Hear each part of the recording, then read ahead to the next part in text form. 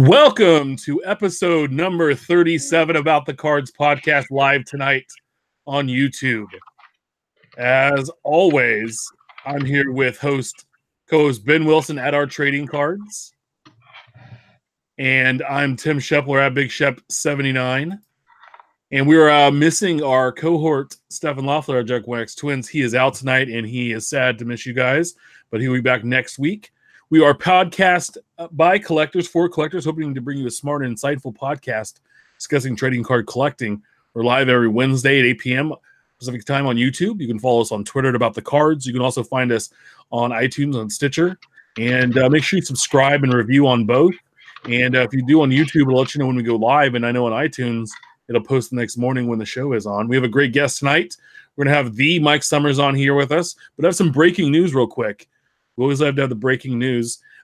Today, once a Cub Card on Twitter posted the Target's new return policy, and it went crazy, it went viral in our hobby. That their new return policy is they don't have a return policy. You buy cards, they're your cards. And so we wanted to bring that out. It had at least 120 likes and a bunch of retweets before we started the show. He even DM'd and said, "Hey, I apologize for blowing up your feed today with this," but no, it's good news because it means people in the hobby care.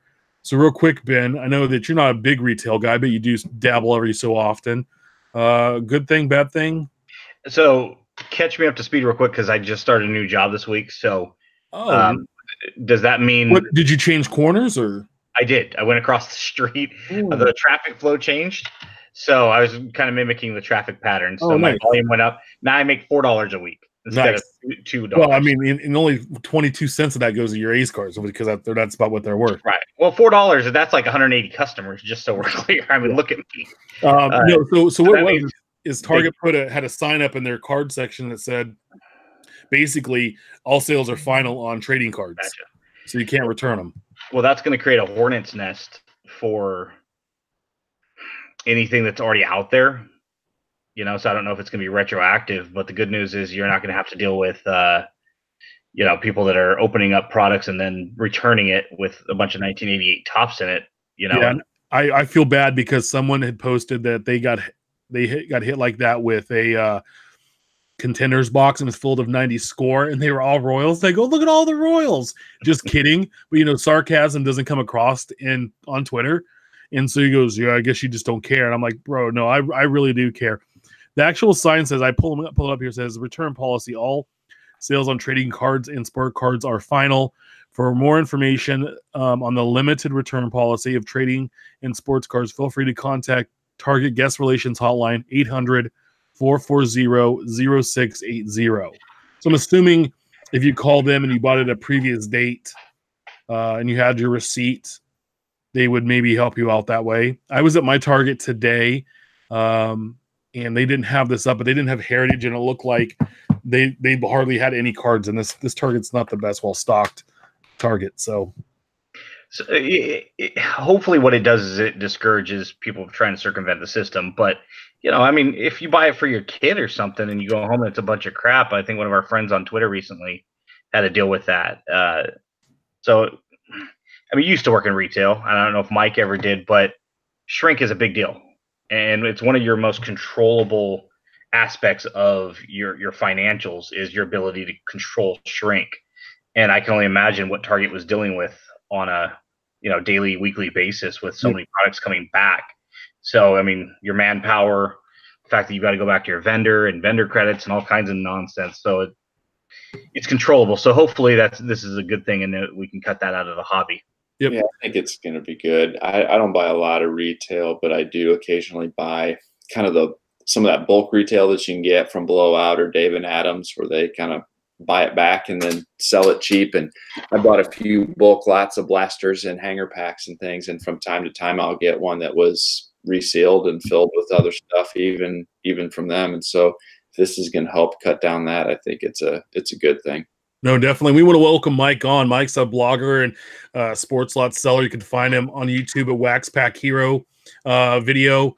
You can find his blog at waxpackhero.com, on Twitter at the Mike Summers. And what is your sports lots handle? It is Trip Lutz. Okay, triplets, and that's TRIPLUTZ, correct? Yep. Yep. Awesome. So, Mike, we appreciate you hanging out late with us tonight, and you coming on. I've been big follow your blog, and I've loved it. And the stories are on there. A good one was on shipping. You had one out a couple weeks ago, and someone else recently did one. A Million Cubs posted a very similar type article about a good way about shipping. So those are always like it's very collector. Like I think a lot of our listeners, and refers back to like Ben and to Steph and I about how we collect and trading, and a good way to ship. And when you're doing large trades and you're shipping a lot of cards or weighted, heavy weighted cards. So some really good information there. And your blog is really based around, I would say like I would say average collector, but that doesn't do it justice, but it does to the collectors that are listening to the show. It's not to the high end ripper and flippers and the one-offs of I would say it's the general hobbyist in our hobby. So definitely a good read. So, Mike, what got you into collecting? Let's go back. Yeah, so going all the way back, that was actually one of the first things I wrote about. I was 9 years old in 1986 and starting to play Little League. And my grandma actually was a diehard Cubs fan. And so as I was starting to build a baseball allegiance, because of my grandma, I became a Cubs fan. And then that summer of 86, there was a cello box of Topps sitting on the counter of a department store in our town. And the first card I saw on the top of that cello pack was a 1986 Thad Bosley Cubs card. I didn't know who Thad Bosley was, but I knew that I was a new Cubs fan, and that was the card on top of the pack. And so that was actually the first pack of cards that I ever bought. And so it was kind of I owe my collecting and my Cubs allegiance to my grandma, I guess. And so from that point on, 86 was the first year I collected, kind of continued on through 87 and the rest of the junk wax era, on through high school, and then kind of fell off and probably I didn't buy a pack of cards from probably 98, 99 till the end of 2015 when I kind of got back into it. So I had a pretty long hiatus there. What sparked you back in 15 to hop in? I really don't know. I was online, and I think I was reading some sports site, ESPN or some other sports site, and there was a pop-up ad or a banner ad that came up for David Adams. I was like, oh, cards. So I'll check that out, and just kind of started exploring their site and through all that, I was like, yeah, that could be fun to get back into cards again, and found Blowout Forum and started to just find some of the other online forums and blogs and things, and gradually worked my way back in. Googled.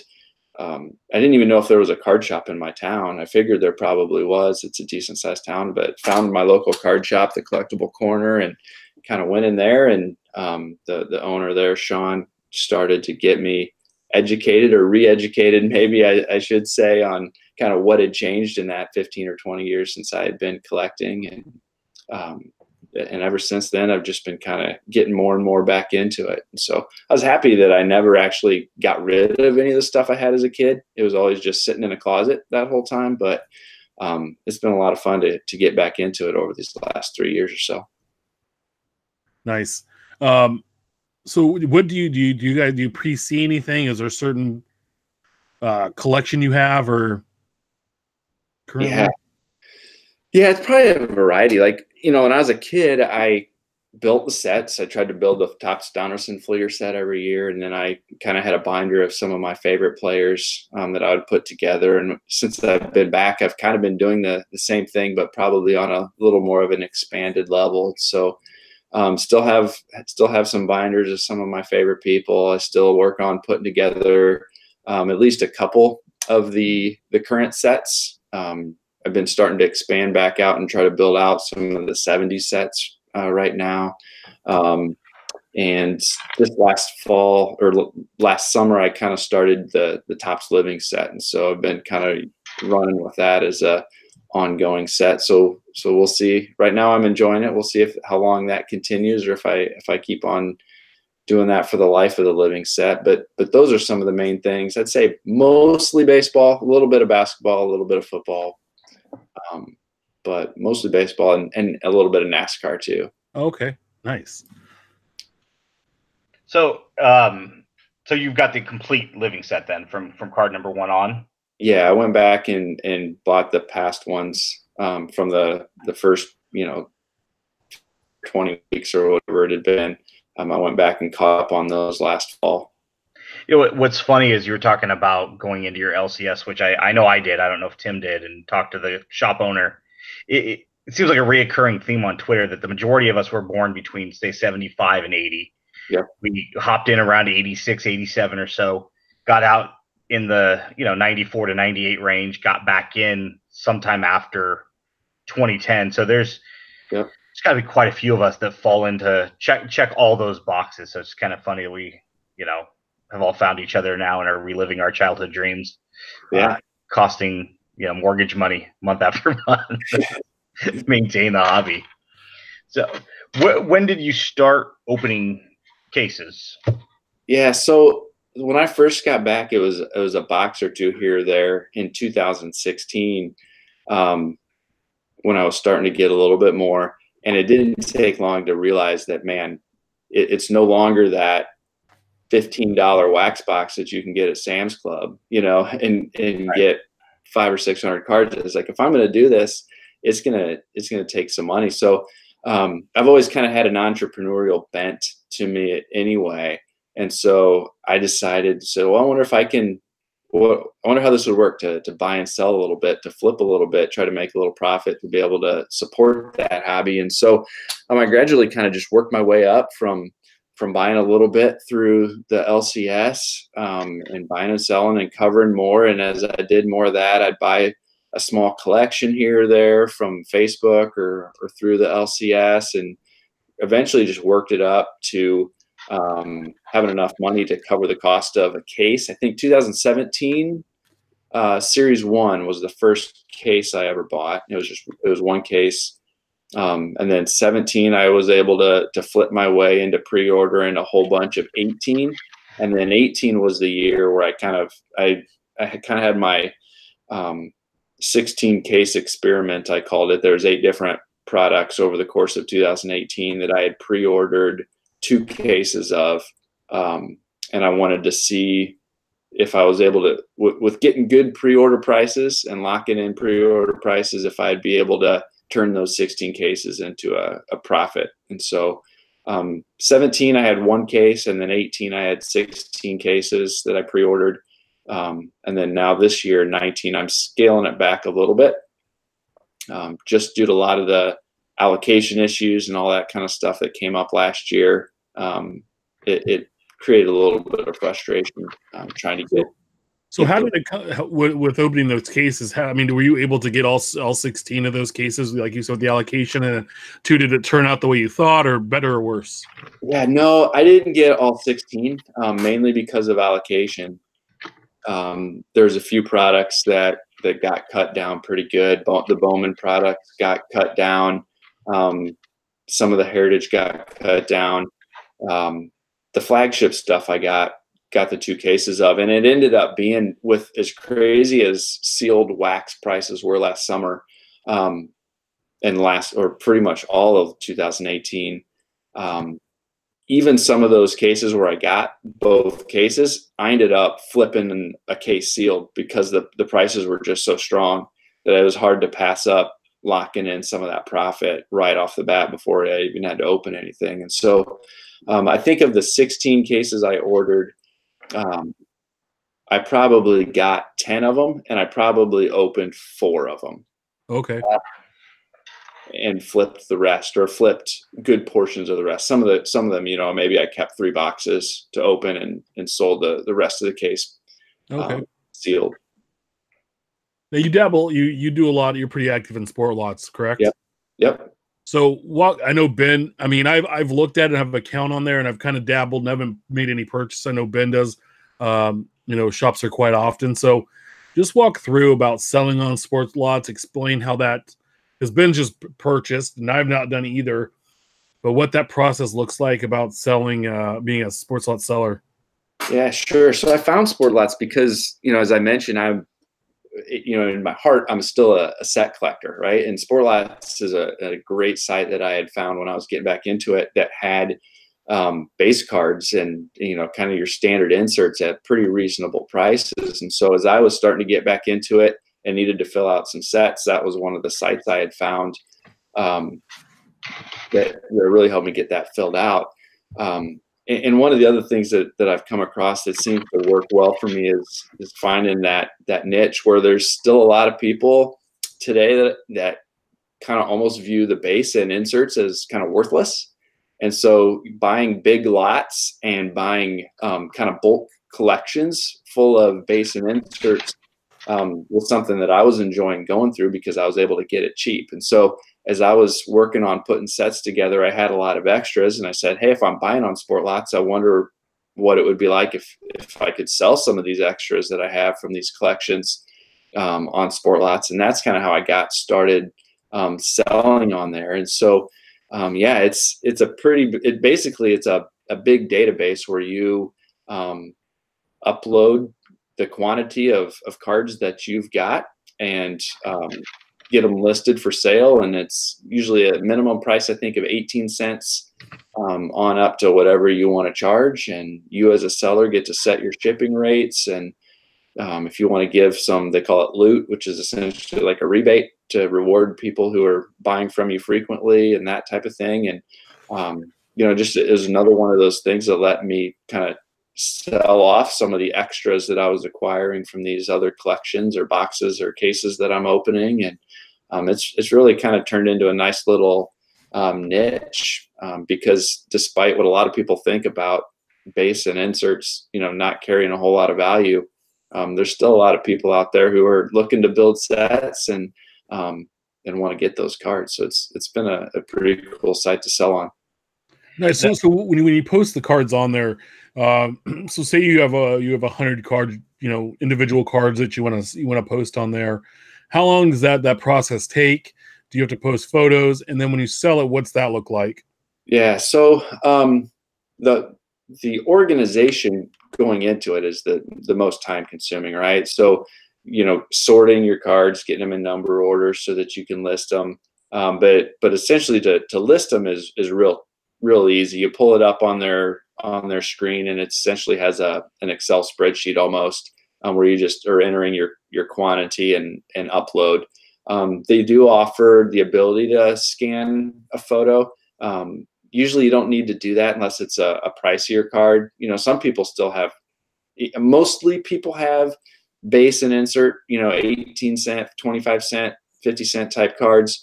But some people will put some pretty nice autos and things on there. And then that provides the opportunity to scan a photo if you want. A buyer can request a seller to put a photo on if there's something they're interested in seeing the condition of. As far as selling, you get your order screen and I go and I'll print that out and pull that inventory list. And sometimes it's one card that takes me 10 seconds. And every once in a while I'll get a 150 card order from that spans maybe 10 or 20 different sets. And so I'm digging through a lot of monster boxes trying to get through there. But I think the biggest thing I've found that leads to success and it not being an overly burdensome commitment to sell on there is organization. And so I've got my monster boxes labeled with what sets are in which box and have them in number order and are pretty easy to get through. Yeah. So number order is important. Number order is key. Whether it's selling on sport lots or putting together your own set in a binder, I don't know how one would do it any other way than number order. Yep. See, number order is the way. Michael. No, that's good because there's a guy that just sorted 10,000 1984 tops that I got for free. I'm probably after I try to put a set here together, I'm going to try to find a way to move them out of my house. So very interesting. So anybody looking for 84 tops, let me know. But yeah, I really like. I really become a pretty big fan of sport lots. I think I'm up to over 100,000 cards listed now in my inventory there. Oh wow, nice. Now, what's fun about sport lots is, as a buyer, I've got over 200 separate transactions, which you're buying from so many different sellers. Probably over 1,000 individual seller purchases, but you can go to you, and I know what your username is. So if I'm going to go buy a card, the first thing I do is look for you and one or two other people. Mhm. And then when I go to check out and go buy, then that's when the loot comes in. And you might only have 3 cents, 8 cents, 12 cents from having bought from you before the next person. But if your $30 purchase could easily go down to $28, $27, quickly. You always want to look for people you've bought through that offer loot, just because it adds incentive for both buyer and seller, for you to offer it and for me to utilize it. But it's a great way as a team collector who wants every card. I'm constantly in sport lots putting stuff in my cart, taking stuff out. Sometimes you have to put multiple things in to kind of same card 4 times, 4 different sellers to kind of. There's a method to using sport lots to minimize how many people you're buying from. And the other thing too is, especially since you've written a blog piece on shipping, I know how you ship. I can trust how you ship. Okay. Versus somebody's that it's almost a little bit of a premium. I'd rather buy from an experienced seller than somebody who may have a cheaper price, because I know it's going to show up to my home securely as best you can once you drop it off at the post office. I mean, yeah. I think that's key, right? So sport lots, because it's so much base and lower end, there's almost a built-in expectation that budget shipping is going to be PWE, wide envelope for some of those smaller orders. But there's still an expectation that it gets there safely, and I think that you're right. I mean, the responsiveness, there's a range of sellers that are going to respond differently. Some people are shipping the next day. Some people, wait a few days to ship those cards out. And some people pay a little more attention or a little less attention to that. And, I'm a big proponent of PWE shipping for cards that make sense to ship to, PWE. That don't need first class bubble mailer, armored card protection, right? And so, and I think, you're right. I feel like I've been rewarded by people who have appreciated some of that stuff that I've sold them, and how it's gotten there and how it's gotten there quickly. And with some of the different, like you'd mentioned, the filters and things that you can do to find the buyer that you're wanting to buy from, they kind of set it up to be able to reward sellers that are doing a good job. Yeah, to speak to your point about the PWEs, I mean, perfect example is you have an extra silver pack McGuire that I already have, but I'd like to buy it off of you, but it doesn't warrant you sending it to me in a $4 package. Right. Tossing it safely in a PWE, it's probably easier on your end to toss it in there and throw a stamp on it, or minimal shipping. And for me to invest anything more than the cost of the card with a stamp doesn't make any sense, since I already have it.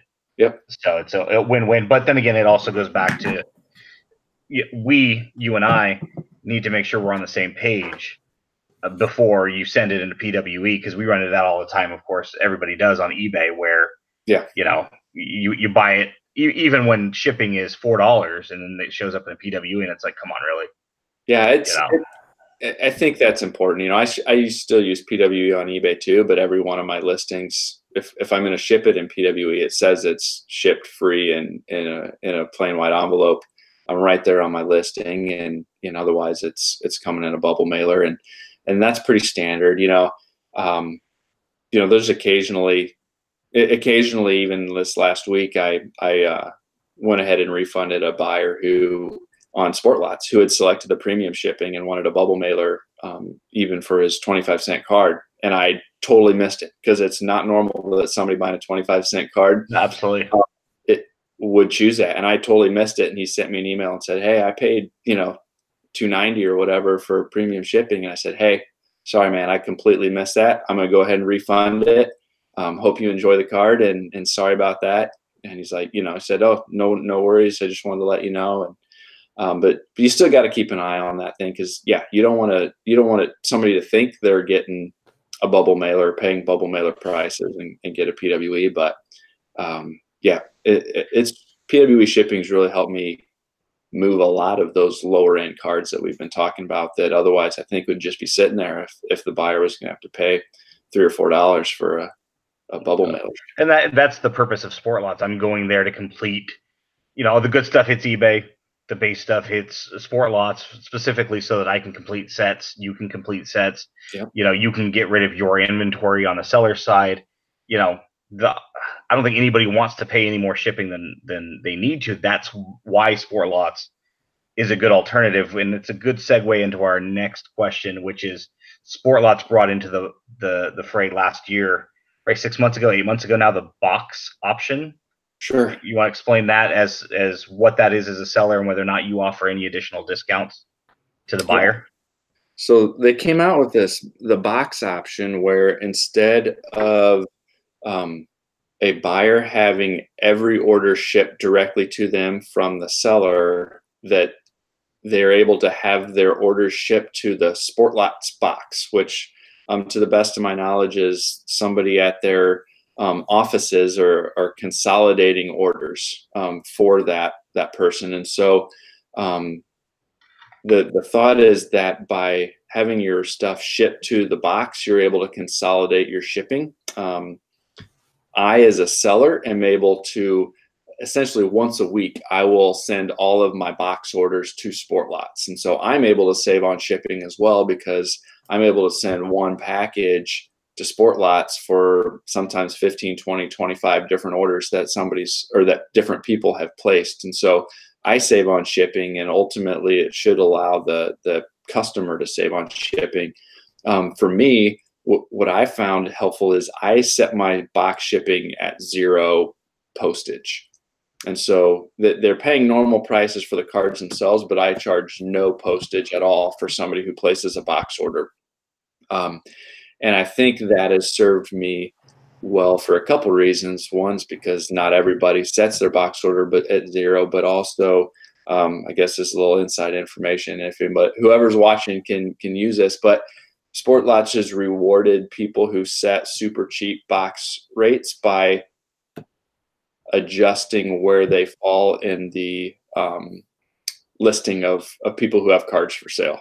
And so the people who offer bigger discounts get listed higher on the list of inventory screens. And so I think it's helped boost my sales on other cards too, because I'm now routinely falling higher on the inventory screens because of the free discount, the free shipping that I offer on box orders.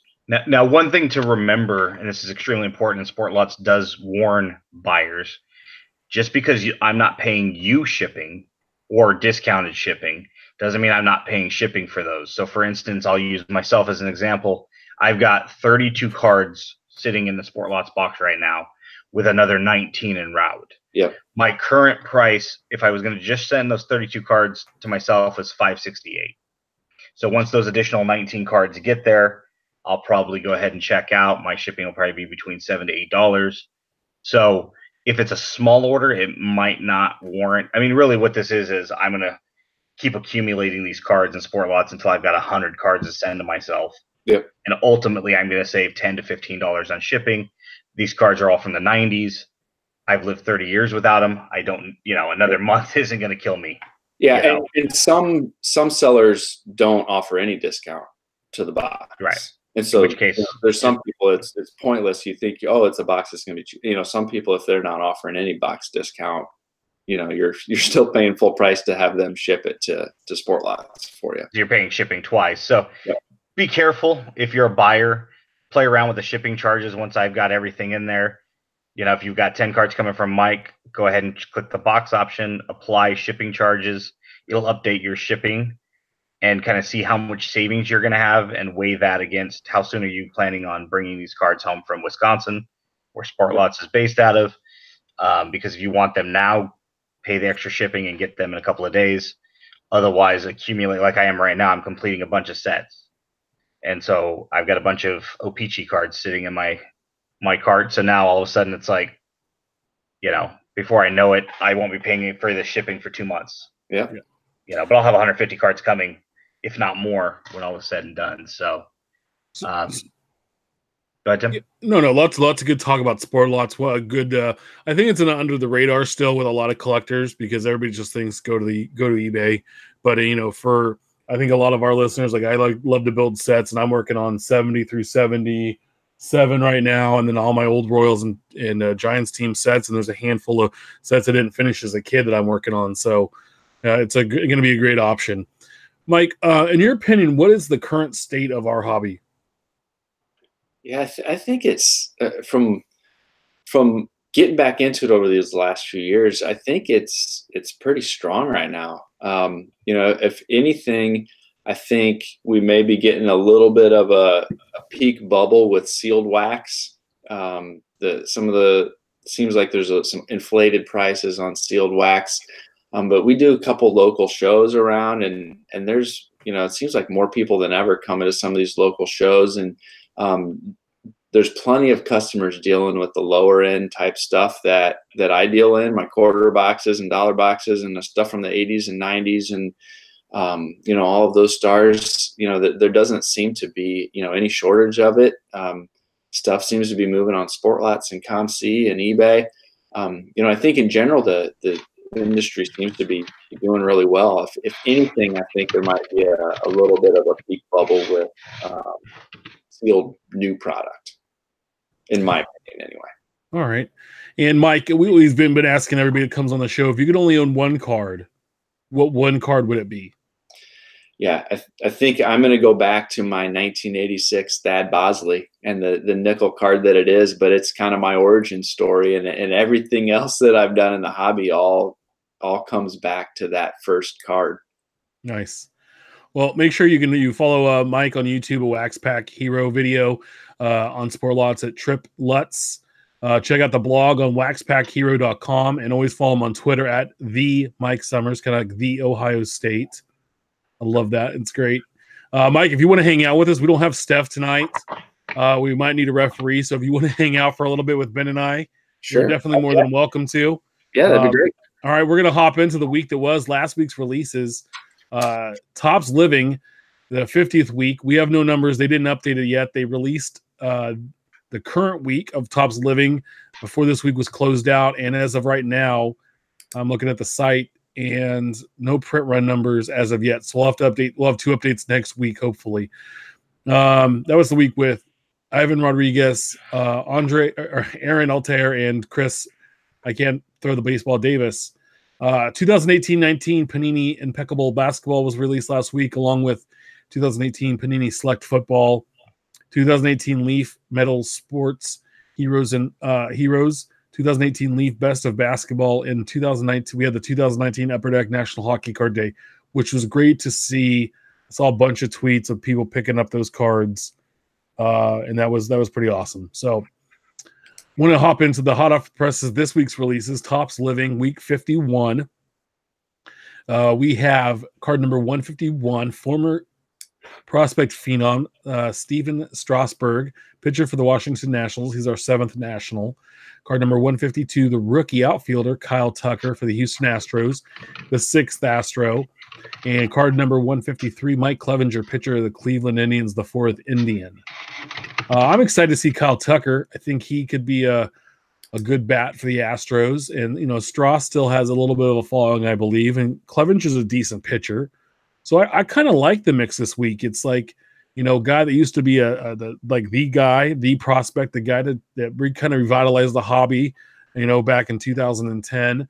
To Kyle Tucker, a young kid, and then Clevenger, kind of an up-and-comer, kind of a little bit under the radar guy, I would say, but someone with some great hair. But thoughts on this week's Topps Living? I think this is the week that's all about the hair. You got Clevenger, or the teeth. Clevenger with the long hair, the Strasburg with the facial hair, and Tucker with the no hair. No, definitely. And everybody made a point to point out the teeth this week. So, yeah, it seems like the teeth are kind of a weakness. Whenever there's an open mouth, it seems like the teeth area is kind of not the best as far as artwork goes. But yeah, it'll be interesting to kind of see. Strasburg's one of the, comparative to Verlander a few weeks ago, Kyle Tucker's probably one of the best prospects we've had in quite a while.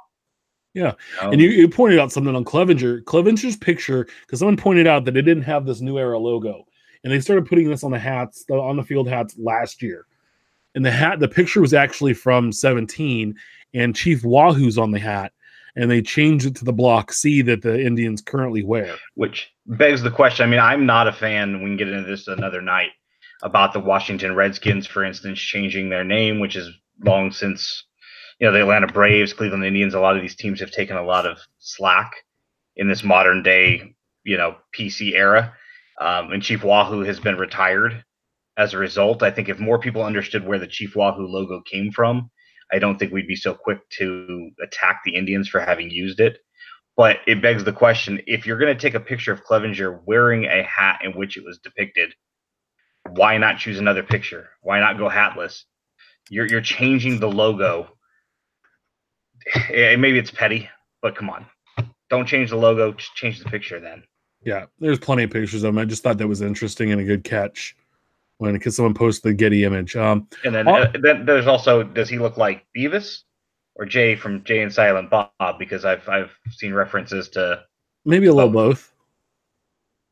But it's also interesting because just a few weeks ago with card 124, the photo they used for Jim Thome, they did not change the logo. Interesting. I didn't even think to reference back to that card. Yeah. And that was just a few weeks ago, Yeah. Huh, Interesting. So I wonder if somebody caught that on the Thome and they changed it for Clevenger. But again, it's like if somebody's making a big stink about that, like, hey, maybe we should rethink using that logo. Maybe they should just rethink using the photo that they selected. Yeah. But we also, the big release this week, 2019 Topps Heritage Baseball came out today. It's the 1970s design, the gray border, one of my favorite ones of the 70s. Now, so you can buy this box, and I looked everywhere online, anywhere from about $90 to $100, but Topps.com was selling it for $85. So they were selling it for less than a lot of online retailers and even hobby stores, which I thought was interesting. 24 packs a box, 9 cards per pack. You're going to get 1 autograph or memorabilia card. You're going to get 1 baseball flashback, 2 new age performers, a news flashback, and then and now, and 1 box loader. And there's some interesting things with these box loaders we'll get into. You're going to have a 500 card base set. The first 400 are the base set, and then 401 through 500 again is short prints. And Ben's got some thoughts on the short prints. But let me get through the information, and we'll get there. There's some parallels. There's and lots of variations. So the parallels, they have a black parallel, which is 50 copies each, and there's also flip stock, which is 5. There's only 5 copies each. Those are only available in hobby. Now the variations. So there's the French text. There's an air. There's a traded. There's a throwback. There's an action. There's a team color swap, and then a nickname. And they all have different endings. So if you look at the bottom of the card, the base card ends in 092. A short print's going to end in 112. And so this is going to be a lot of numbers, but we'll retweet this out tonight. The French text is 093, but I hope that'll be obvious. An air card is going to be 121. A trade is going to be 122.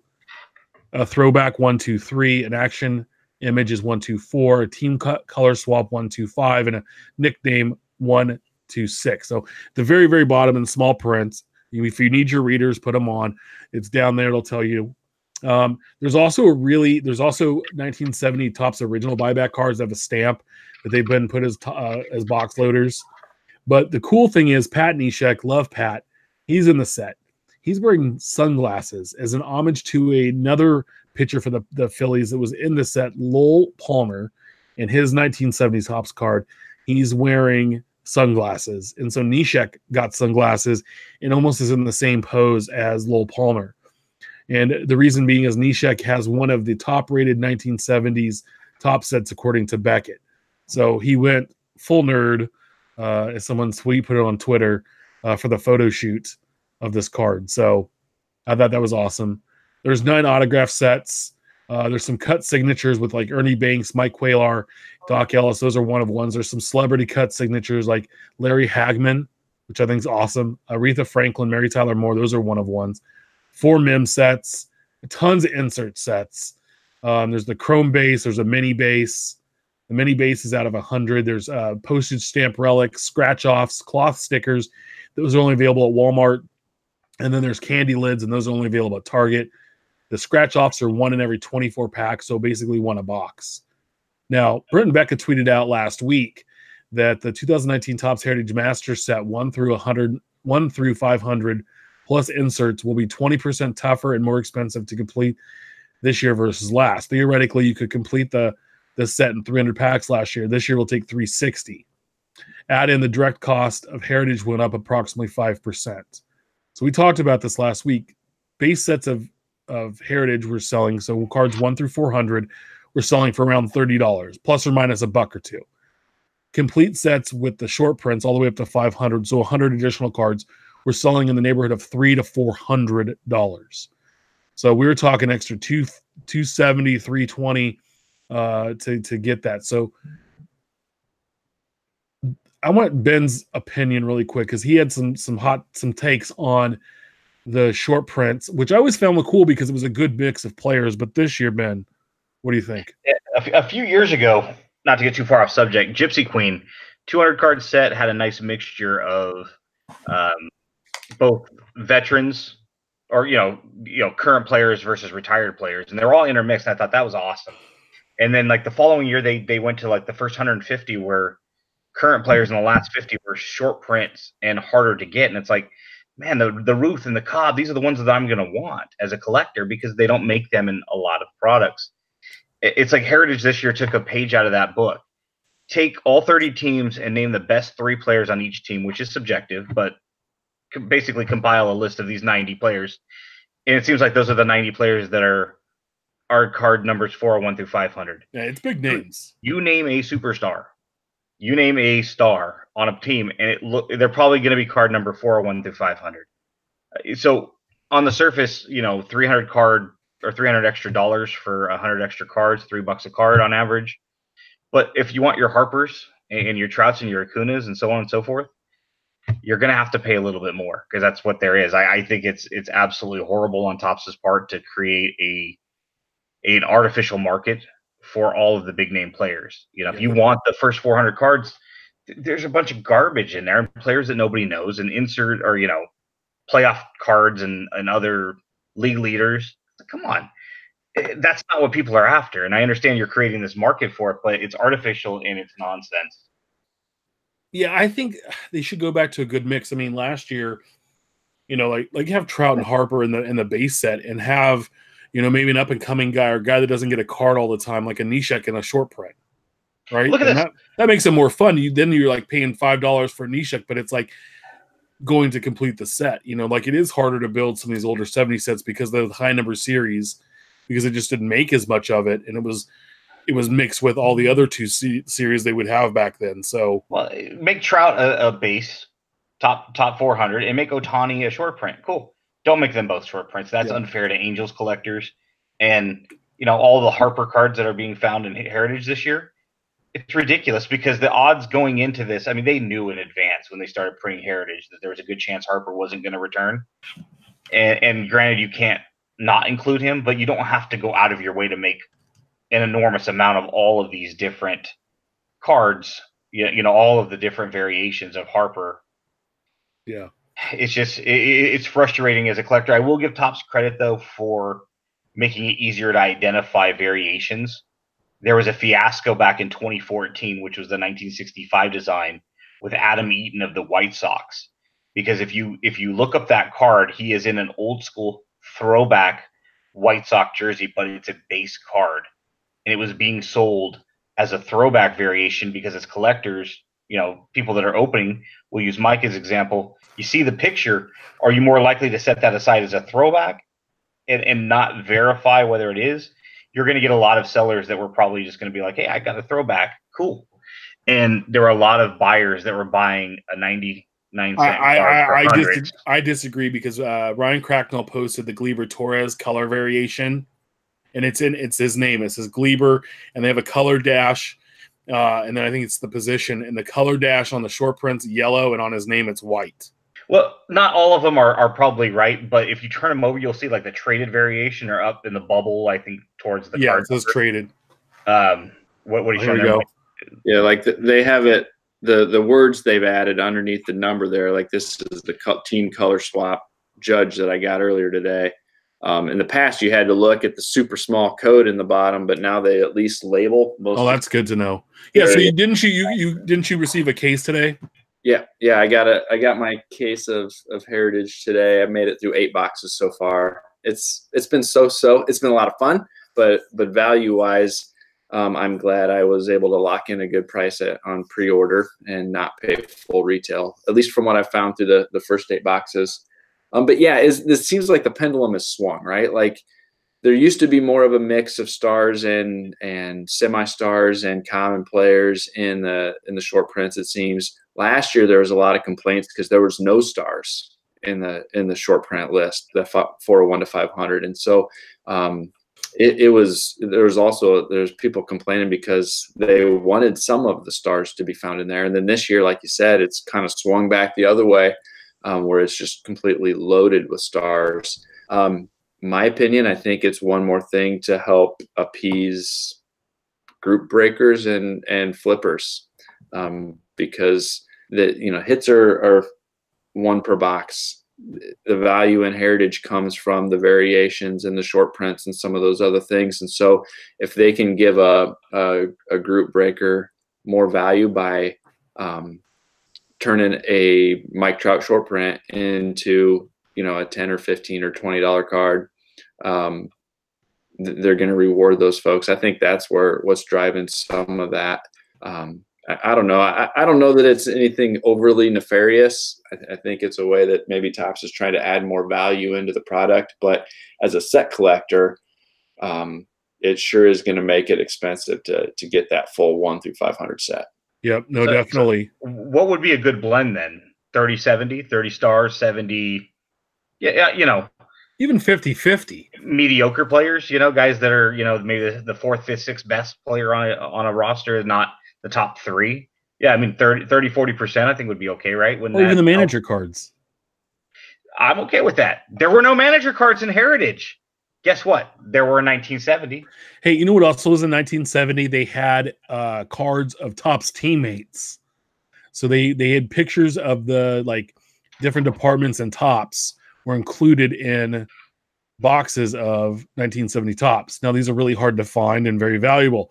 They've actually added those as a box loader. I think there's 18 or 19, and they're 1 in every 51 boxes or something. And I know I saw Mojo pull one and they laughed because it was like the fulfillment team. And it's like, oh, these are the guys that are sending out hey, I got a Hank Aaron auto, and they sent me a Andre Ethier auto from 2009 Topps. So thanks. Nobody wants that crap. Let's be honest. Nobody. The box loaders are box loaders. I think we need more box loaders. As a box loader, it's fine to me when most of the time the box loader was those jumbo rounded cards. Anyway, I just thought it was interesting. Loaders, I think. Sorry to interrupt. The box loaders, I think, took a big step up this year. They got rid of the 3-panel cards, which I wasn't a big fan of, and introduced the supers. Yeah, those are sick, and they are really cool in hand. I really like that as a box loader more than that 3-panel. Stuff I had the last years. And then having the stamped buybacks is pretty cool too, and the top, so you actually get a real one. We were gonna cover our favorite sets of the 60s and 70s have been the years around. But we're gonna move on tonight, but. We asked everybody in the show here what we're most excited about for the 70s Heritage as we start a new decade in Heritage. And Steph's not here tonight. And he can't wait for 2025 Heritage, which is going to be the 1976 design. So if you remember the Mark Fidrich, he liked all the curly swoops and that. Mine was the 2028 Heritage, and that's because it's the 79 design, which is my birth year. Same with Ben's. And I think both Steph and I said Ben's, but we let Ben have it all by himself tonight. Ben, which set are you most excited about to come out? I've got to go with the what year is it? 2025? 2024.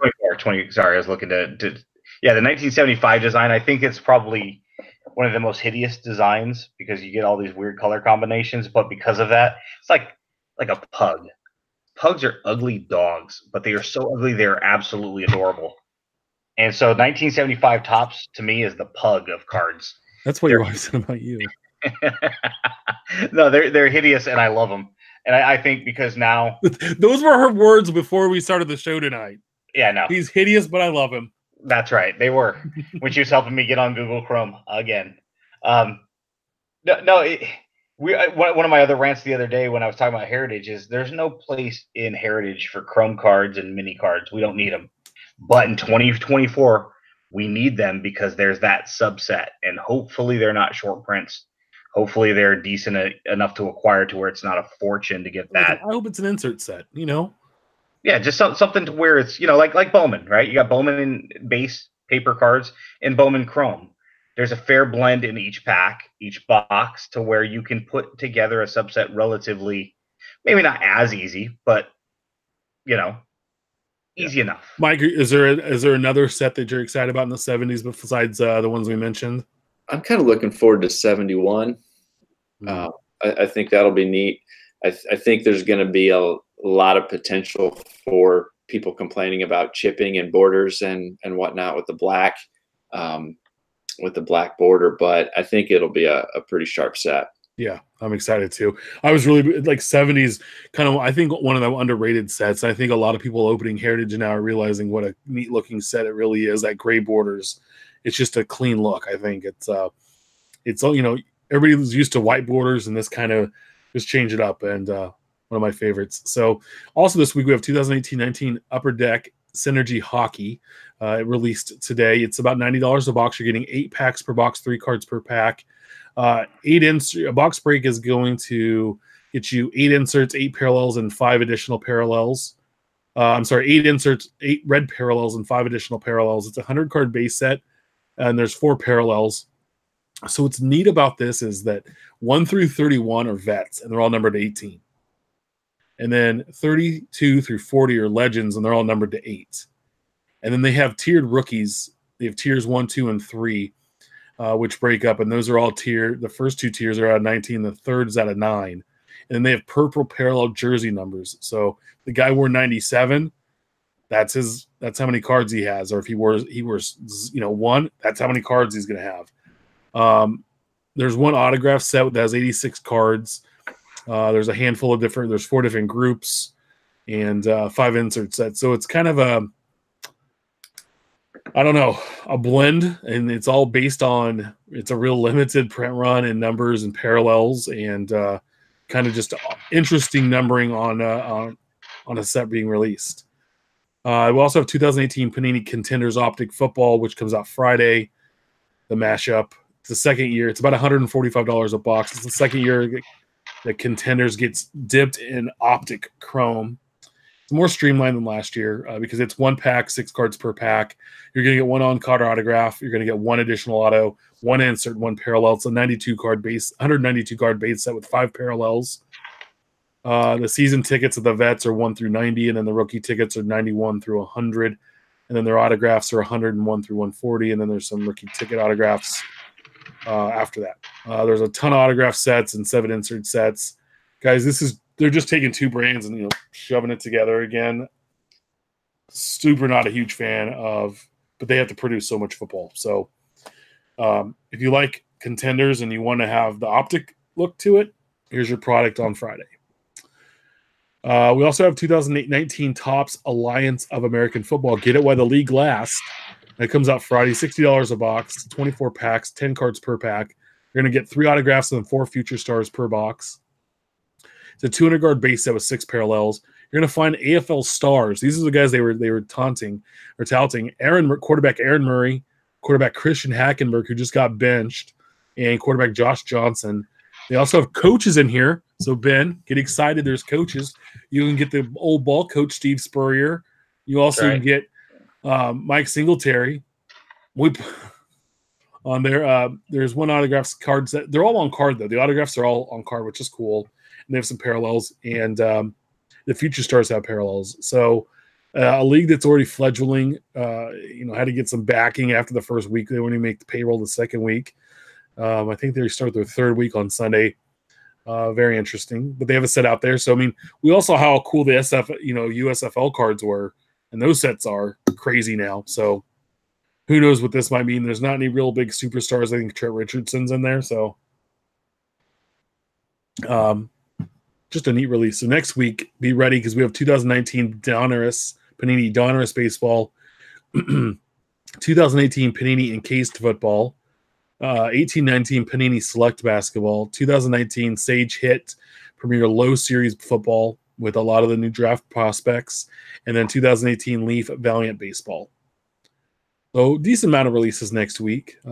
Excited to see what Donruss looks like and what they're going to provide there. Want to hop into Infield chat, our hobby talk section. So the big talk is Manny Machado, his big deal with the Padres, 10 years, $300 million. Topps released the Manny Machado tablecloth card. It's a Topps Now card with the relic of the tablecloth when he signed. And they were numbered from 99 down to 1. There was a 1 of 1. The prices range from $39 to $800 for the 1 of 1. Your thoughts on a tablecloth relic? Okay. I think it's interesting. I think $800 is crazy for the 1 of 1 piece. I think as an idea of a relic to have, I think it's something unique. I mean, we're talking a little bit before the show about some of the minor league stuff, and one of the things in some of the minor league products that they do is the relics are pieces of signs from the minor league stadiums or banners that are in the minor league stadiums, something that's a little bit different. One of the things I like about NASCAR is the uniqueness of some of the relics of NASCAR with sheet metal and fire suits and tire and all that kind of stuff in there. So as a whole, I don't necessarily hate the idea, but I think $800 for a 1 of 1 of a tablecloth that was used for a signing is a little bit crazy. I'm in the same boat. I mean, some of this Topps Now stuff is you have the road to opening day stuff that's coming out at $50 a team set for 15 cards. When you break it down, it's a little over $3 a card, but come on, it's ridiculous. You want to use a tablecloth, whatever. They've had Allen and Ginter have used unicorns and mermaids and stuff. So that's different. That's Allen and Ginter. Allen and Ginter is the Haight-Ashbury of collecting set. That's how I look about it. It's a wild trip, and you know what you're getting into. Then Topps Now is the Dollar Tree of collecting, where it's like I know I'm buying milk at $8 a gallon if I extrapolate how much I'm getting in this tiny dollar milk. If I put it into a gallon, it's $8 a gallon. But it's kind of a necessary evil. I need milk, and I only need a little bit right now, and I'm right here. And you can always do that. That you can milk a man. You can milk anything that has nipples. Did you guys see this? I thought this was awesome. At Korean Cardboard tweeted out, my friend is trying to find a ticket stub to every game Carlton Fisk ever played. All 2,499 games. Almost after 19 years, he only needs 85 left more to finish the quest. About 20 of these needed games occurred at Fenway from 72 to 78. There's a full want list and the image he posted. This is insane. Yeah, it's ridiculous. It's impressive. Yeah, it hurts my mind to think. Of all the odd things you could collect, for somebody to say, you know what sounds like a good idea. And when Korean Cardboard posted, I was like, man, that's going to be an insane and impossible quest. And then that's when I clicked on it and realized, no, the quest is almost complete at this point, that he's already so close to completing it. I thought he was at the beginning of the project. Yeah, now that's a Hall of Fame collection. Yeah. I would be curious to know on average what he's paying for those. $10 a pop. Are they cheaper? I mean, you've been working on it 20 years. That is just impressive. And like, that is, that's just another level of crazy. You know the ebbs and flows of the hobby. Like, I just picked up a McGuire Superfractor from the 84 silver packs, and I'm so excited to get that in my hands. But then a couple of days will go by, and then that proverbial high is over with. And you're doing this well, once you have it in your hands, I mean, the first couple of days will be awesome, and they'll be like, all right, what's my next pursuit. This guy's been doing this for how long? 19 years. If he's able to complete that, it's like the end of Truman Show, right? At the very end, spoiler alert, when the security guards are like, all right, what else is on? You've been watching this for the guy's entire life. I mean, you're in a show hole, like when you've been watched. Oh, can't even talk. Binged watch. When you binge watch it for, think about that, 20 years. It's not like you watched 9 seasons over the course of a couple of weeks. Yeah, you've been pursuing this. It's so difficult because, I mean, just to search for it. I mean, it's an incredible accomplishment, and I wish him the best. Hopefully, he can get there. We also saw the 2000 Playoff Contenders Championship ticket, which is numbered out of 100 of Tom Brady, sold this week at auction for $400,100, and it's the highest auction price in history for a football card. It was sold in a joint operation by PWCC Marketplace and eBay. Only 2 are graded higher than a 9. It was a 9 and at the 10 auto, and this one was graded by BGS. So, pretty impressive. Now, I saw one of these. It wasn't out of 100. It was the base version this week. Someone traded one of those for 252 Mantles. And which would you rather have? The base Tom Brady Playoff Contenders auto or 2 Mickey Mantles? One was a 5 and the other was a 7. I wouldn't care if there were ones. I would take the Mantles. Me too. Yeah. I just thought it was crazy number for Tom Brady. I mean, but if you're going to collect a quarterback and have a card, like that's probably one of the cards you'd like, the Tom Brady card you'd want. At NYY, so New York Yankee _cards_UK. Love this guy. He has a heck of a Yankees collection. Sent out a tweet the other day. Today I contacted Probstein123. You may know them from eBay. It's $14 to ship and track from the US to the UK, but they charged them $32. I emailed to see if there was a reason we could work something out. I guess I was wrong, and here's the conversation. So it was this conversation with asking, like, hey, normally it's $14. He says, hi, I'm curious why your international shipping is so expensive. I'm in the UK, and shipping usually costs no more than $14.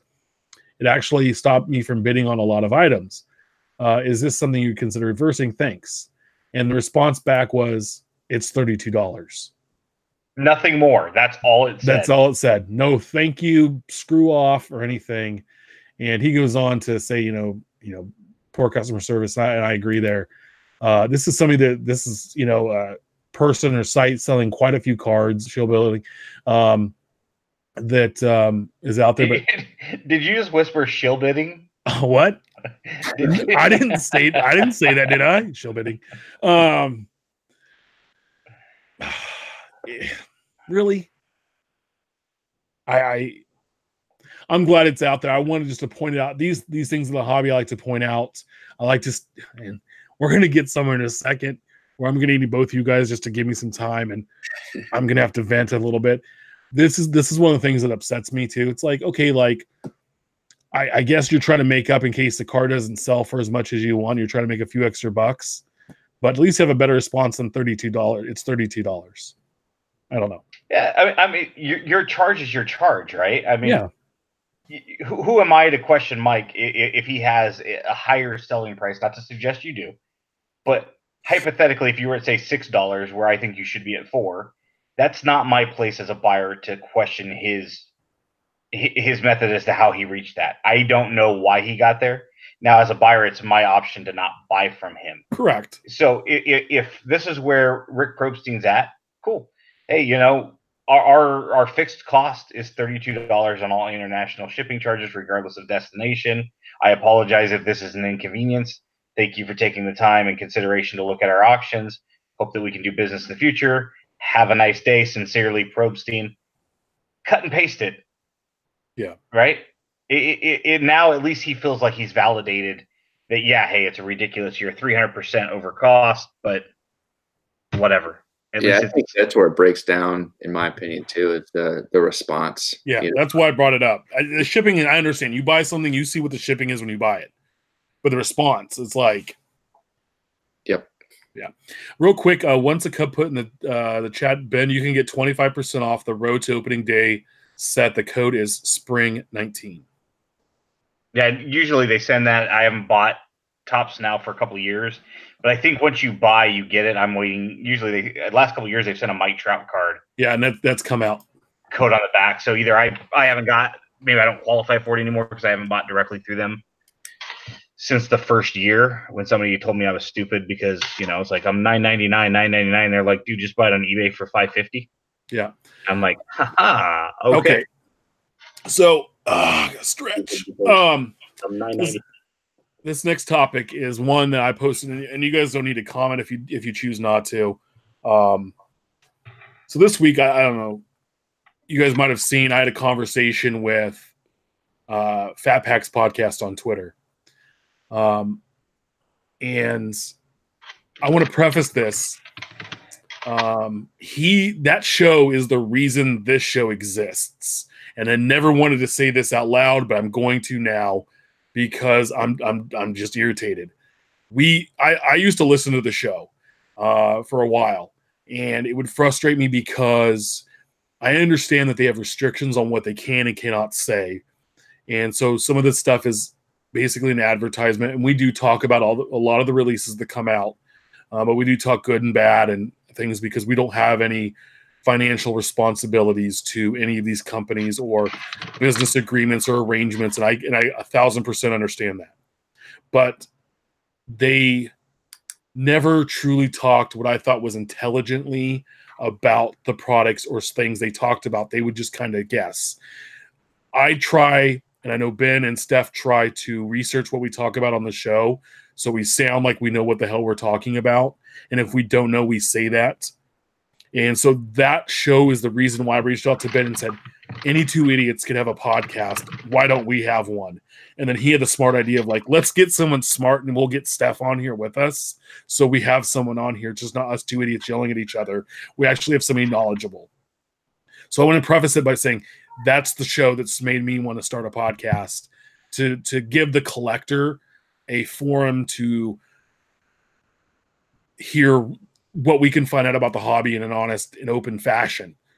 So he tweeted out yesterday the first tablecloth relics, and now you can literally buy your way into A&G So Bunk. Someone sent a picture of auction items that they were having at the Tops conference this week in Arizona.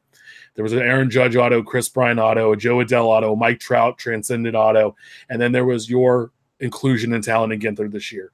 All of this money was going to Clay Park's family for the tragedy. He was the breaker that was gunned down back on February 15th. We talked about this last week, and it was going to that GoFundMe.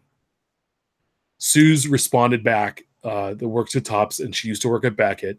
That money is being raised for a family whose lives have been torn apart in an unimaginable way.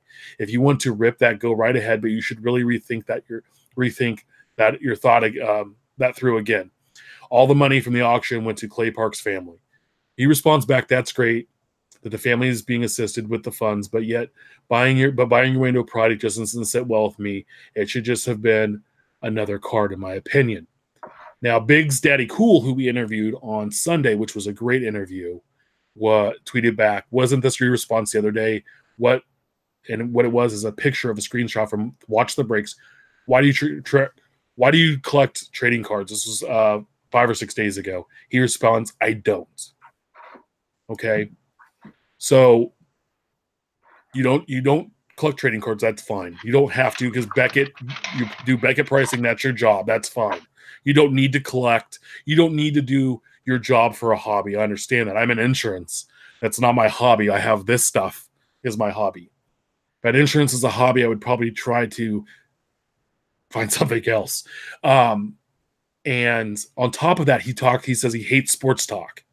Well, 90% of trading cards in this hobby are sports related.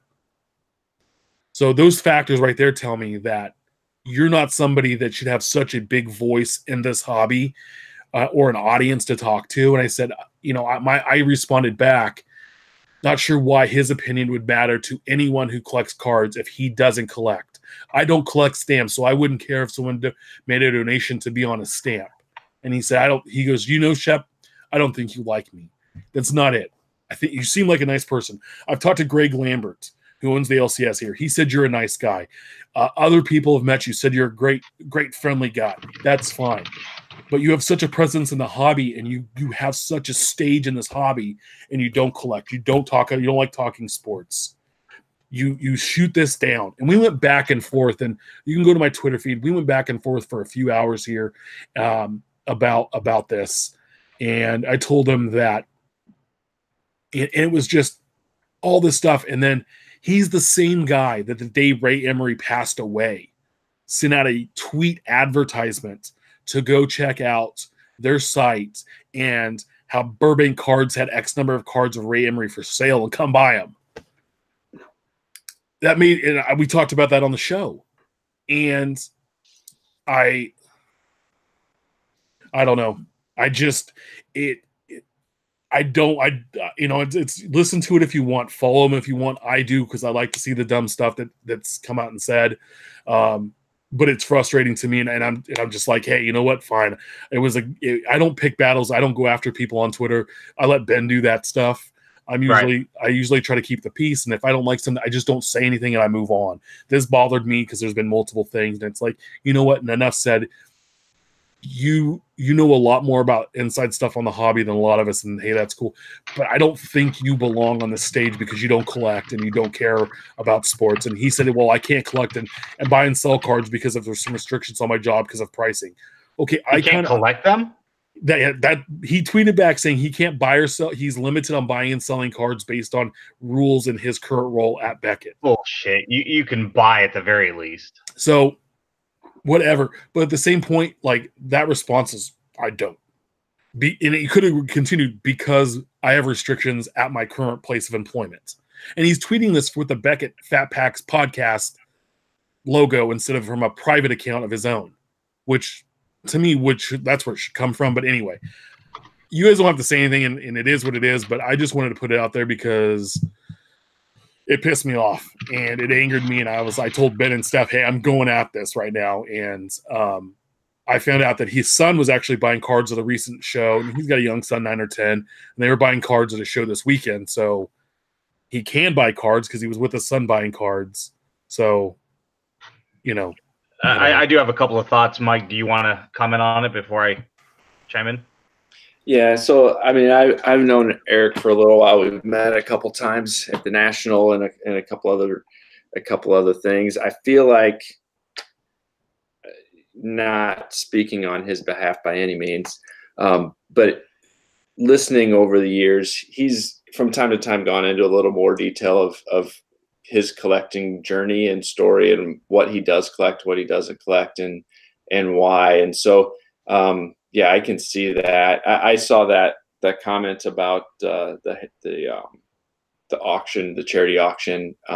Yeah, it felt like maybe the response was a little bit misguided. It almost seemed like doubling down a little bit, even when it was pointed out what it was going towards. And I don't know that I would have responded quite that way, but I do think I would not question the genuineness of Eric and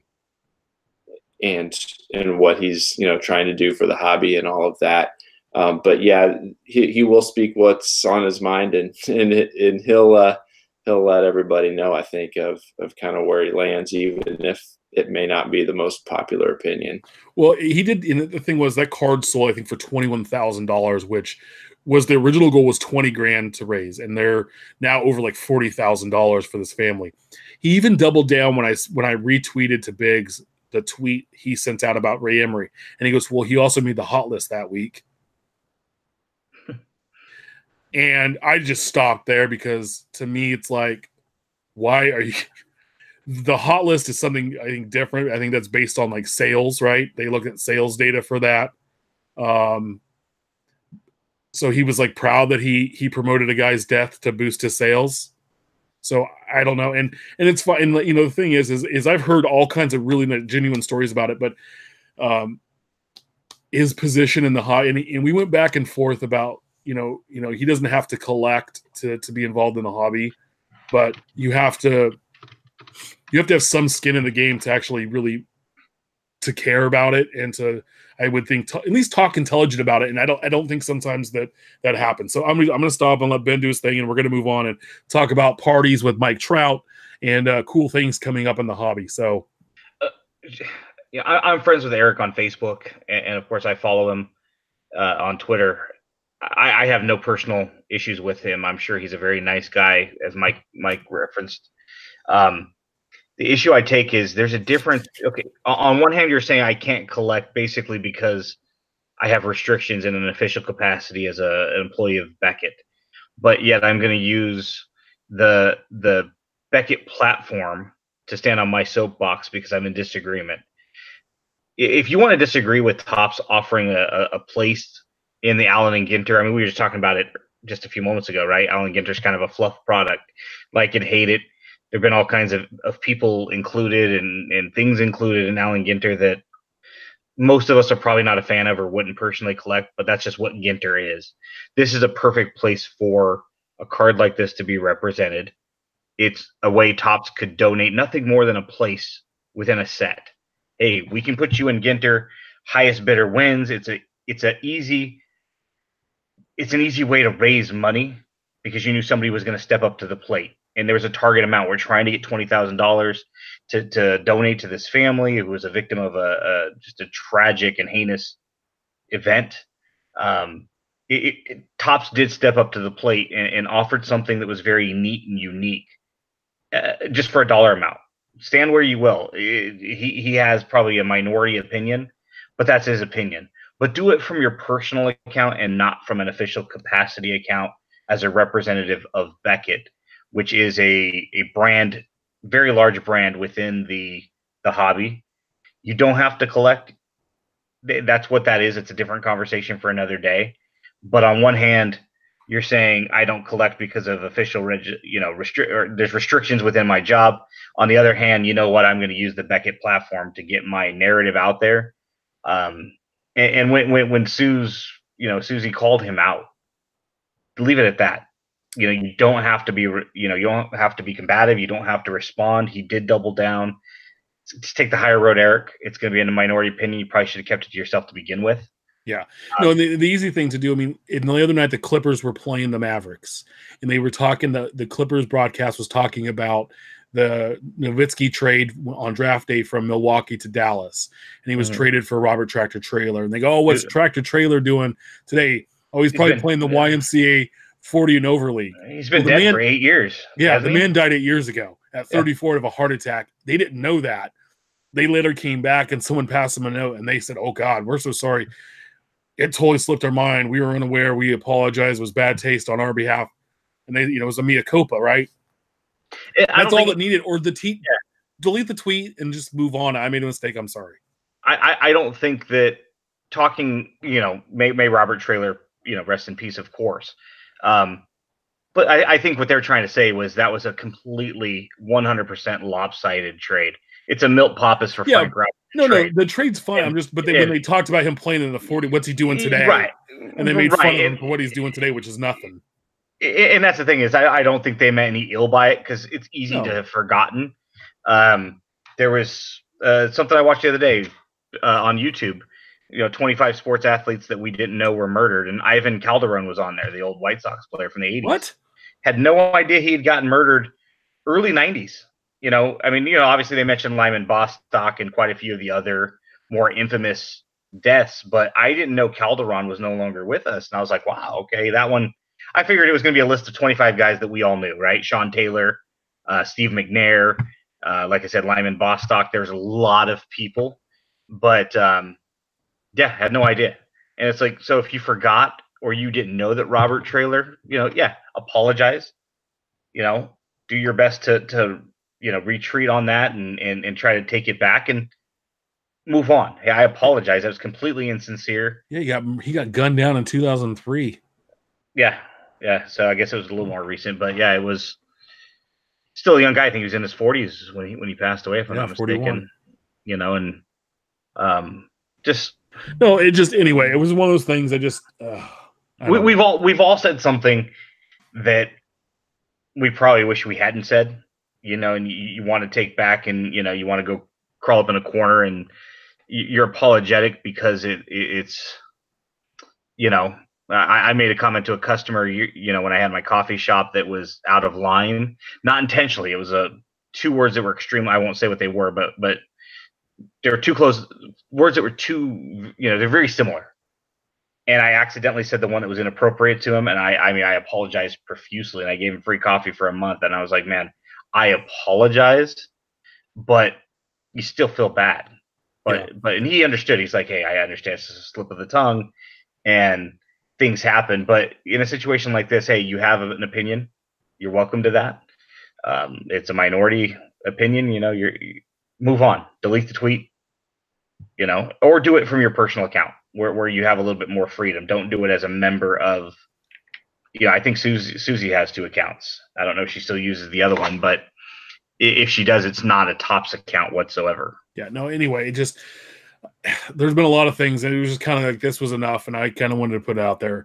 Moving on, so this week, or the end of last week, there was a Tops Transcendent party. So remember that, you know, the $30,000 product, you get a VIP invite to a party. It was pretty sweet. Fernando Tatis Jr. was scheduled. He stopped by on the reception Sunday night, and he was the reigning MVP, and also with the reigning MVP Christian Yelich. And hold on, I mixed that up. The Tops Transcendent party, we go. Tom Fish from Blowout won a raffle at the party to be put in Allen and Ginter. So this is 2 years in a row that internet retailer will be in Allen and Ginter. And then also, too, they received the Tops Transcendent VIP, one of one Mike Trout, and also Mike Trout, or VIP one of one, and a Mike Trout's through the year set, plus a one of one game used patch card. These sets are 83 cards, and they're selling for about $4,500 online. So pretty interesting to go down and party and get to hang out with Mike Trout. I heard that he went to table and took selfies and pictures with everybody, and spent about 30 seconds or so with everyone there, which was pretty cool. I guess there were a couple kids there, and he spent a lot of time talking to them. Also this week down in Arizona, they had the Tops Industry Summit, and this is where Fernando Tatis Jr. Was Sunday night, and on Monday they had NL MVP Christian Yelich there, and they both signed cards for everyone there. There was some interesting information that was tweeted out by a few guys here. So Sports Card News posted a couple tweets. One, Bowman Transcendent's coming in 2020 with a VIP party event. And Topps says the short print cards from 2019 Topps Series 1 did not make it into jumbo boxes. Call customer service to get replacements, which I'm going to call. I was going to try to do it this week, but I didn't today actually, but I didn't have time. So I'm going to call them and see how long it takes and what it is and how I prove it, because I threw the box and the packaging and the receipt away weeks ago because I built my set and tossed everything. And so we'll see how that goes. I'll keep you all posted on that. At Go GTS Live tweeted out Bowman Sterling returns, replacing Bowman Tech. Sterling would be more affordable than past releases. I heard instead of being 18 hits of autographs per box, it's going to be like 5 packs with 5 autographs. But it's good to see Sterling come back. Wasn't a huge fan of Tech. And then there was a bunch of different tweets about this. And the big tweet was some slides from the presentation. And one was called The Challenge. And it said the majority of fans aren't existing collectors.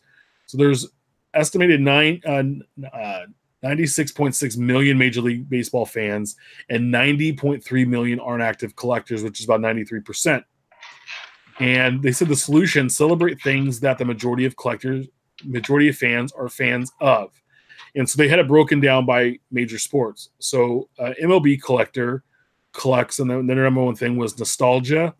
Second was talking and socializing, and the second was third was team devotion, which kind of all hits me as a baseball collector. The NFL collectors were team devotion, personal indulgence, and all-consuming. NBA collectors are all-consuming, team devotion, and nostalgia. And NHL were team devotion, all-consuming, and talk and socialization. So I just want to know your thoughts, if you guys think that matches up, and do you really think that there's 6 million sports baseball card collectors out there? I wish I was there to see more of the context of how they came up with that number. I know there's been a lot of debate on, are there really that many collectors or not? My hunch is that there was some small survey, a survey of a smaller sample size that was then extrapolated out to get that number. I'd have a hard time imagining that there's that many collectors, active collectors right now. But again, how you define collector, how they determine that number, it's hard to know without having that backing. Mike, you hit it on the head on the 2 points I was going to make. One, $6 million is subjective. Is it like the U.S. Census where you just get there arbitrarily and you're counting approximations and then extrapolating that? And then the second thing is define collector. Our good friend Chris Torres, he collects just a little bit, things that excite him, but he's not a big collector. So does that make him less of a collector? He's still a collector. We just, it's define collector. There's always that conversation about what is a super collector. At what point are you a super collector versus a regular collector of a player or a team? At what point are you just a hoarder? Yeah, at what point are you a hoarder? And so you're talking about it in extremely, and then ultimately at the end of the day, does it really matter? Yeah, if I just like 6 million or 8 million or 10 million. I thought they were pretty spot on though with the celebrating what the fans are. I mean, because I collect. I would say 95% of my collection, and I only actively collect baseballs, nostalgia, socializing and talking. Obviously, Twitter and the show and team devotion. And that's I'm a big team collector and player collector on certain guys, and I think that's right on. And I find it funny that NBA collectors are all consuming, and NFL collectors have that in their top three. So I'm pretty in how similar the NHL collector and the MLB collectors were. Before I would take it, I mean, as a numbers guy who lives in numbers for a living and then does it for fun after hours, it's like, give me your data. I need to know the why. Where'd you get it from? Yeah. When I say numbers always lie, this is exactly why. Your numbers may or may not be spot on, but where did you pull it from? Yep. Because I'm all consuming when it comes to baseball, but it's a niche within a niche, right? I'm an A's collector within a baseball card hobby. But again, that falls you under team devotion, and you talk about it and you socialize about it, and you did it as a kid. So that's why you're into it. Yeah, and then the difference between all consuming is I can't be an all consuming baseball card collector because you make too many damn products and too many damn parallels. Well, I want to know how the football is all consuming as well, based on, and then even with the NBA when you have 2017, 18 coming out in 18, 19. Anyway, the other good news out of this is Topps has partnered with a food product again. They're going to be with Utz to insert baseball cards in their product this year. There's a 100-card checklist, which has yet to be seen, but it's going to be in the design of Series 1, 2019 Topps Series 1. Sample packs and they're calling them sample packs, will contain 4 cards and then inserted into Utz boxes of their 2 12-count snack packs. These packs will be available for about 17 weeks. They're estimating from opening day through the All-Star game, which until they're depleted. So they imagine it's going to take 17 weeks for all this product to be sold through and the cards to be consumed. So that's going to be interesting to see what that 100-card checklist looks like. We'll definitely have that when it comes out to highlight it. But it's good to see them. Where is Utz sold? I used to work in DSD. I've never heard of that at all. Oh, I've heard of them. They sell pretzels and stuff. They're like Walmart's and grocery stores. They're not as frequently in the West Coast as I've seen, but as the East Coast. But I've seen them out here. Interesting, because I like I said, I spent 12 years in DSD, and everybody. It's a small little community, and I've never heard of them. So either they're not out here on the West Coast or it's hit or miss. It's limited on the West. Yeah, they're out there. I don't know. Well, that's good information to have. We should have done that research. I should have done that research. Yeah, see if you actually look at the show notes before we started the show. Well, if you had shared them, they're the largest independently, privately held snack food brand in the United States, based in Hanover, Pennsylvania. Yeah, I bet they don't get out here very much. So it'd be interesting to see, because I mean, I think we're all a fan of. We joke all the time, us old fogies, in our grouping, about eating cereal for days on end and Jiffy Pop and the beef jerkies and the sunflower seeds of the 88 through 90 era, and how much Kellogg's we had to consume to get a 30 card set, not knowing that only 21 cards were probably released regionally. Yeah. So real quick, Utz chips aren't available in all 50 states as of 2015.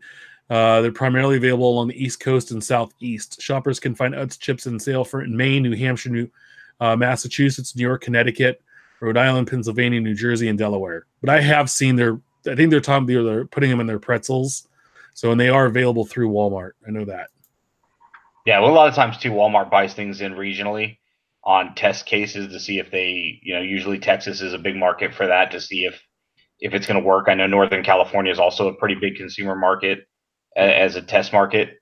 But then again, I haven't been in DSD since 2012, and I'm a repetitive shopper. So in other words, I buy the same things time and time again. So yeah. I buy rolled gold. Also, too, real quick, if you guys aren't checking out Klein's Corner, which is at Saber Geek, GTS tweeted this out. It's how the hobby's changed since 1991. Check out the latest edition of Klein's Corner from that Saber Geek to find out his thoughts. So it was a great article. We'll retweet it out. He had 6 big hits. It was base cards were well respected. The primary ways for people to collect were shows and stores. Internet, what's that? However, certain aspects of the hobby really do not change. On a personal note, there's 2 things he's very proud of during his time in the hobby, and then also grading was truly in its infancy in 1991. So Steph has interviewed Rich Klein before. It was our first live on location. That's found on our YouTube page, and he's got a good relationship with Rich. So check it out. It's a good article. There's some really good topics in there. And it's something I want to bring up because I think it hits a lot of us collectors, right in because 91 was a really hotbed, so it's some really good info. I want to move on to Iconic Collection. So this is the last week leading up. We're going over iconic cards for each major league franchise, and we picked division by division, and we're completed with the divisions. And next week we're actually going to have our final. I wanted Steph to be on, so we're going to push the final 6 to next week. And we've compared them. So last week we had the West, NL West, and the Diamondbacks with the 2000 Bowman Chrome Goldschmidt, the Rockies 2000 Bowman Chrome, 2010 Bowman Chrome Nolan Arenado, who got his big deal this week, outstanding. The Dodgers was the 48 Leaf Jackie Robinson. The Padres was the 79 Topps Ozzie Smith. The Giants was a 51 Bowman Willie Mays. Steph 2 weeks ago had the NL Central. Cubs was Evers, Tinkers, and Chance card, and then we had the Reds with the 62 Pete Rose, the Brewers with the 78 Molitor, the Cardinals with the Upper Deck 2001 Pujols, and of course the Pirates with the T206 Wagner.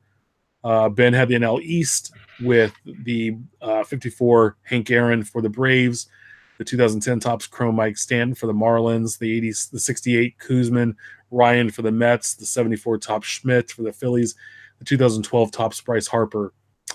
The L East, the Orioles, which I did, 89 Fleer, Billy Ripken. The Red Sox was the 60 Carl Yastrzemski. The Yankees, of course, was the 52 Mantle. After some 84 Topps, Don Mattingly discussion.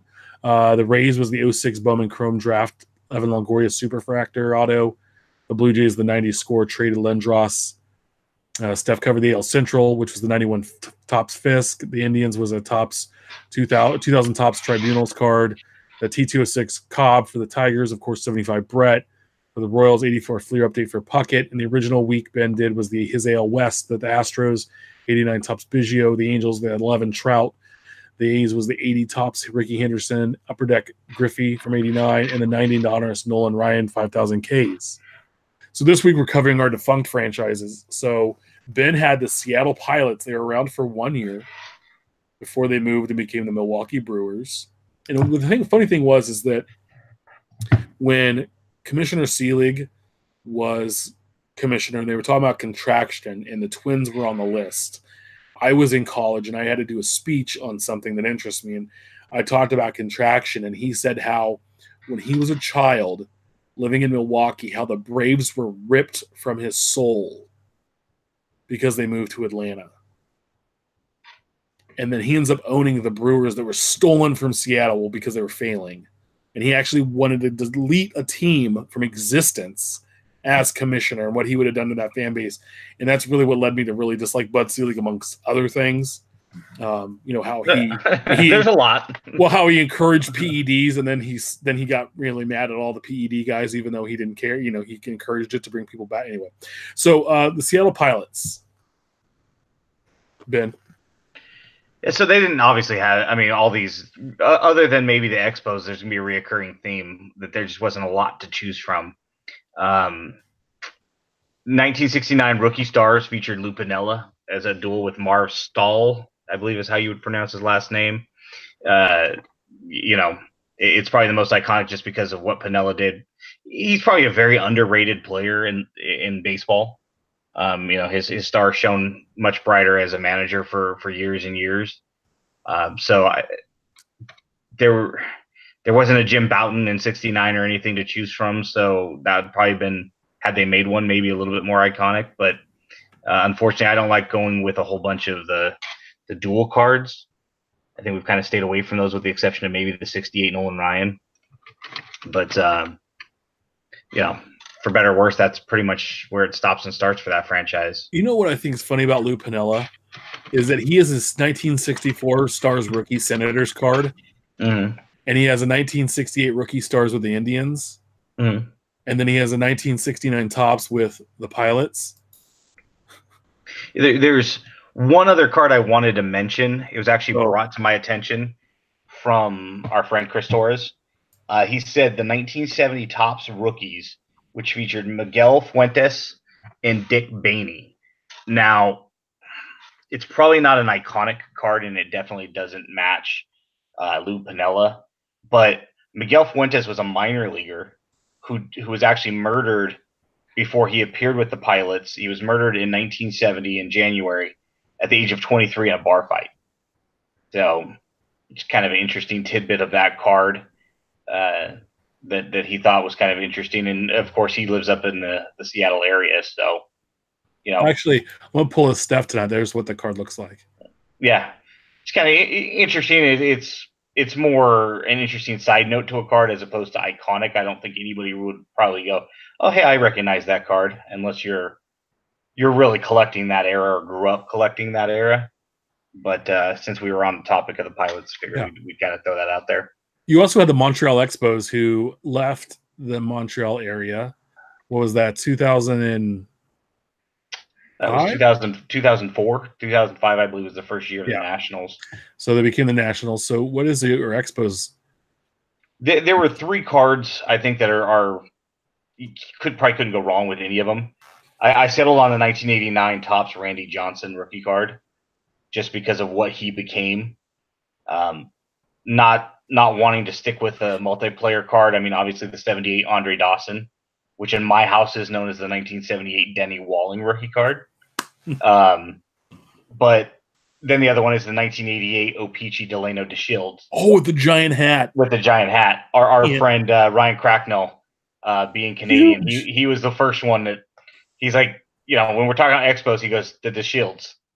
And so, depending on who you ask, Expos-wise, it'd either be the Johnson, the Dawson, or the DeShields, depending on what your personal connection was. Mike, do you have any thoughts on either the Pilots or the Expos? Any card jump out to you? I don't really have any thoughts on the Pilots. I kind of like the 81 Topps traded Tim Raines card. Here's that DeShields card. Giant photoshopped. I don't even think he was wearing a hat. The 89 Topps too, I think, was kind of iconic. So what, the 81? I have to take a look at it because I don't know. I just thought that was a crazy one. And the 81 Raines, that's a solid card. He also had the 3-card rookie. Yeah, the standards. Oh, my pick is would be an obscure one, and I want to make sure I get it right here of the year. If it's obscure, then that no, iconic. No. It's not obscure set, but it's I want to make sure I have the right year of card. So while you're looking that up, Tim Raines should have been in the Hall of Fame, in my opinion, a lot sooner than he did. His stolen base percentage is so ridiculous. There was some stat where Ricky Henderson would have to steal like 300 bases, give or take. I forget what the exact amount is. 300 in a row without being caught in order to tie Reigns for stolen base percentage. I mean, the numerical anomaly is like Hugh Jackson having to win 87 years worth of games in order to tie Bill Belichick's winning percentage. It's a statistical anomaly. I love that kind of stuff.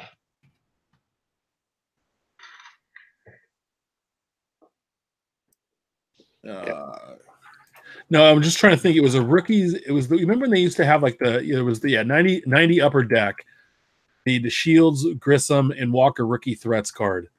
And that was probably one of when I was a kid, because all three of those guys were helping build what should have been a World Series contending team in '94. Those are the cards. Now, Steph, we gave him both the Washington Senator version. So the first version was 1901 to 1960, and they later became the Minnesota Twins, Steph's team. He picked the 1955 Topps Harmon Killebrew, which is, a great card. He also had the T2 05 or 06 Walter Johnson, and the E91 Walter Johnson as some runners up. For the Senators from 61 to 71, later became the Texas Rangers. He picked the 72 Topps Ted Williams, and the 71 Williams was a runner-up. So good selections there, I think. And he also had a 1970 Topps card, and the reason I'm going to bring that up is because 2019 Topps Heritage does not have manager cards. Yes. But 1970 Topps did. Yeah. Eat that Topps. And so then it leaves me with the St. Louis Browns, who later became the Baltimore Orioles. So I did a little research, and we're going to take a few minutes here, go down a history lesson. So Bill Veeck ended up owning the team I think 50 to 53. And the last few years they were the St. Louis Browns, and they played at Sportsman Park, which he owns. And the Cardinals also played there. Well, when he became owner, he stripped all of the Cardinals. Anything that said Cardinals was stripped out of the stadium, and it was all Browns. And they charged rent. Well, the stadium was in such disrepair. He went on this big thing about there could only be one team in St. Louis, and he did so much harm to the Cardinals. And then the Cardinals owner at the time got caught up in some bad business dealings or something where he had ended up selling the team, and the Cardinals were actually going to be the team to leave St. Louis, and the Browns were going to be their team. Think about that right now. That town is a Cardinals town, and they bleed for that team, and they were going to have to leave in 53. And Augie Bush steps up and buys the team, and that's when Bill Veeck said, "I'm done. There's no way I can compete with Anheuser-Busch here in town," and sold, and they moved to Baltimore. But, oh, man, the Kings lost in overtime, 141 to 140, to the best team in basketball, the Milwaukee Bucks. Dang. Well, they do have an MVP on their team. I'm just saying they do. But, man, I thought they could – anyway. I picked the 1953 Topps Satchel Paige card. He was 45 years old. The man went like 3-4 that year, 45. What he would have done if he could have played in MLB during his prime. Well, he did pitch at the age of 59. Well, yeah, but I'm talking, anyway, this Satchel Paige card was I think one of the best looking Browns cards I could find that people could know and recognize as the defunct franchises. Yeah, so I missed out on buying one a couple years ago. I think it went for about $70, and I'm pissed at myself to this day for not trying a little harder to get that card. It was raw, but you like it raw, right? Well, yeah. I mean, time to time, it just depends. I mean, you have to have moods, But yeah, the whole 53 set is iconic. Whether you're talking the Mantle, the Mays, the Robinson, so on and so forth. But that Satchel Paige is such a. I don't think there's any even casual collector that won't have that image in their head when you mention it. Yep.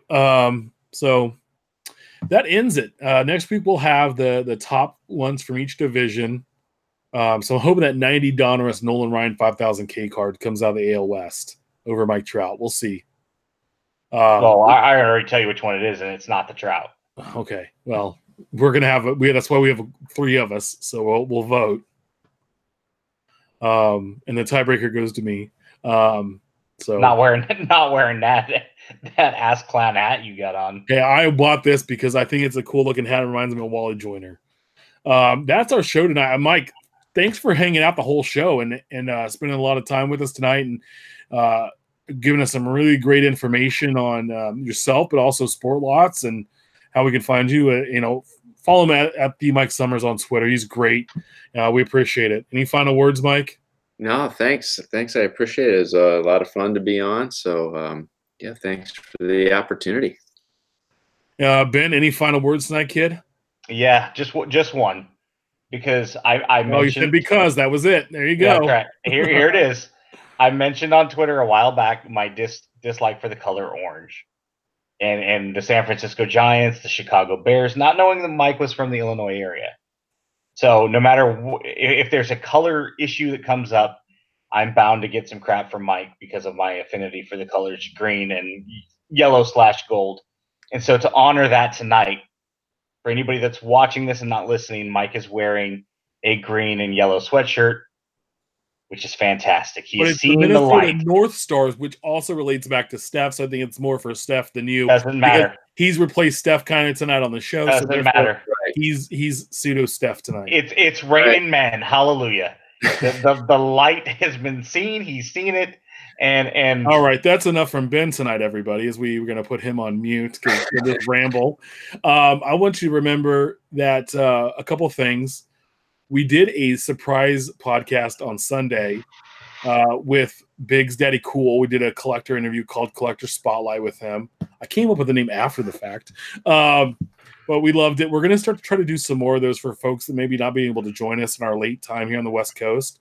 So reach out if you want to be part of the show and have we have a list of some folks already that we're looking to work with. But if you'd like to as well, let us know. We'd love that. Remember, we're live every Wednesday night at 8 p.m. Pacific Standard Time on YouTube. Make sure to subscribe and review our show on iTunes, Stitcher, and YouTube. You can always follow us on Twitter at About the Cards. You can follow Ben at Our Trading Cards. Follow Steph at Junk Wax Twins. And you always follow me at Big Shep 79. So keep sharing your hobby stories, great pulls. Send your questions our way. And we'll keep collecting, and we'll see you next week, guys. Have a good one. See ya.